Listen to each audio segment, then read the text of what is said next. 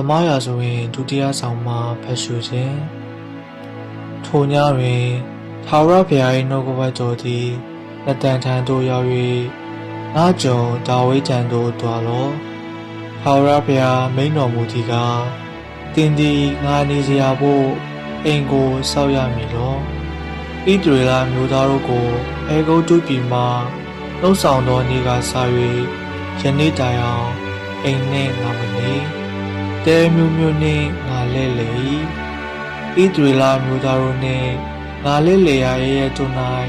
ငါ၏လူဣသရေလမျိုးကိုကျွေးမွေးစေခြင်းကငါစေခိုင်းသောဣသရေလတရားသူကြီးတစ်စုံတစ်ယောက်အားတင်သည်ငါဖို့အာရတ္တတိုင်ကိုအပေကြောင့်မဆောက်တနည်းဟုငါဆိုဘူးသလောယခုမှာကောင်းကင်ဘုရားရှင်ထာဝရဘုရားမိန့်တော်မူသည်ကားတိုးရင်းရာတိုးချန်တဲ့ကတင့်ကိုငါနှုတ်ယူ၍ငါ၏လူဣသရေလမျိုးသားတို့ကိုအုပ်ဆိုသောမင်းရာ၌ငါခံထားပြီးတင်တော်လျာရာ၌ငါလိုက်၍တင်၏ရန်သူအပေါင်းတို့ကို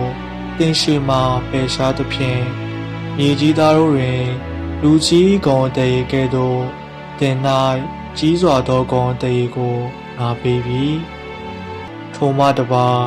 ငါ၏လူဣသရေလမျိုးနေရာရက်ကို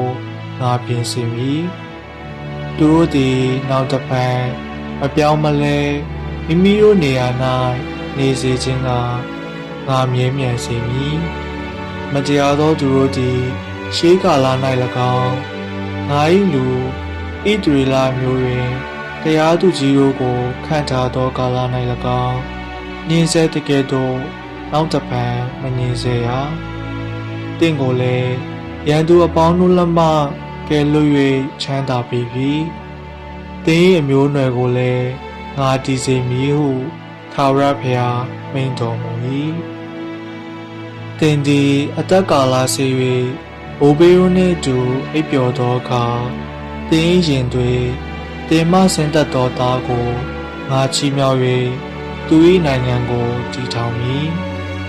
ထိုသားသည်ငါ၏နာမဖို့အိမ်ကိုဆောက်လိမ့်မည်သူထိုင်သောရာဇပလင်ကို